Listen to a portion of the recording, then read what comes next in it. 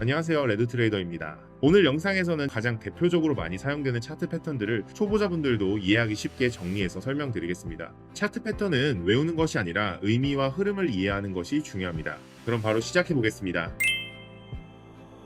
첫 번째는 헤드앤숄더 패턴입니다. 이 패턴은 상승 추세가 마무리될 때 가장 자주 등장하는 하락 반전 패턴입니다. 왼쪽 어깨, 가장 높은 고점인 머리, 그리고 오른쪽 어깨, 이렇게 세 개의 고점 구조가 만들어집니다. 여기서 중요한 포인트는 머리를 만든 이후에 더 이상 고점을 높이지 못한다는 점입니다. 즉, 가격은 충분히 상승했지만 이제는 더 올릴 힘이 없다라는 것을 차트가 구조적으로 보여주는 겁니다. 많은 분들이 오른쪽 어깨를 보자마자 바로 숏 포지션을 잡는데 이건 상당히 위험한 진입입니다. 헤드앤숄더에서 가장 중요한 것은 넥라인입니다. 가격이 넥라인을 명확하게 하향 돌파한 이후 되돌림이 나왔을 때 다시 넥라인 위로 올라오지 못하는지를 반드시 확인해야 합니다. 진입 방법을 정리하면 공격적인 진입은 넥라인 이탈과 동시에 진입하는 것이고, 보수적인 진입은 넥라인 이탈 후 다시 넥라인까지 반등했을 때 저항이 확인되면 진입하는 방식입니다. 손절 기준은 넥라인 위 또는 오른쪽 어깨 고점 위입니다.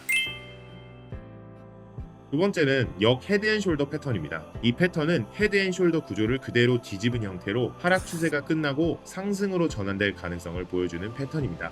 하락이 계속되다가 저점을 더 이상 낮추지 못하고 점점 반등이 강해지는 구조가 만들어집니다. 여기서도 마찬가지로 돌파 직후에 추격 매수하는 것은 피해야 합니다. 가장 중요한 것은 넥라인 돌파 이후 되돌림이 나왔을 때 그 넥라인이 지지로 작용하는지 확인하는 것입니다. 구조는 헤드앤숄더와 동일하고 위아래 방향만 반대일 뿐이기 때문에 진입 기준과 손절 기준 역시 헤드앤숄더와 동일하게 적용하시면 됩니다. 세 번째는 더블탑과 더블바텀 패턴입니다. 같은 가격대에서 두 번 막히게 되면 그 가격대에는 분명한 의미가 생깁니다. 더블탑은 하락 반전 가능성, 더블바텀은 상승 반전 가능성을 의미합니다.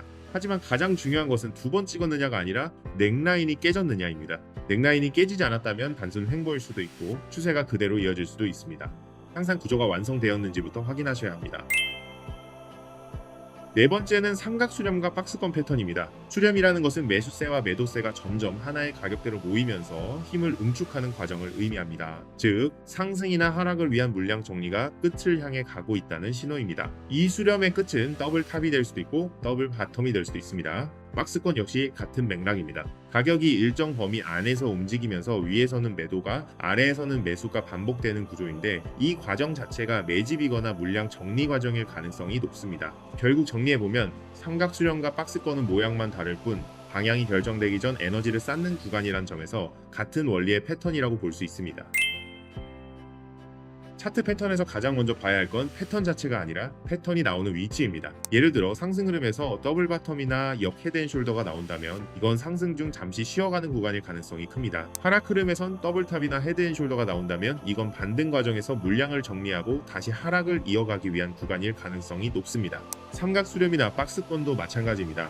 상승 흐름에서 이런 패턴이 나오면 매집 이후 다시 위로 갈 확률이 높고, 하락 흐름에서 나오면 반대로 물량 정리 이후 다시 아래로 이어질 가능성이 큽니다. 특히 큰 추세가 이미 명확한 상태라면 중간에 반전 패턴이 나오더라도 실제로는 개미털기 이후 다시 원래 방향으로 가는 경우가 훨씬 많습니다.